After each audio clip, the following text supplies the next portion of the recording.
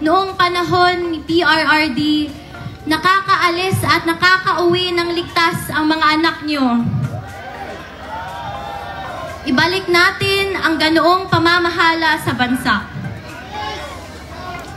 Nandito ako ngayon dahil kinuha nila sa amin, sa ating lahat, higit sa lahat, sa akin, ang tatay ko.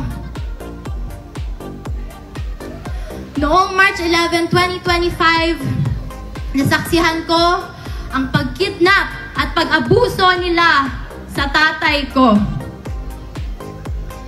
Imbis na krimen, korupsyon at kahirapan ang pagtuunan ng pansin ng pamahalang ito, inuuna nila ang pagsira sa pamilya ko at sa lahat ng kalyado nito. Sa araw ng eleksyon, May 12, 2025,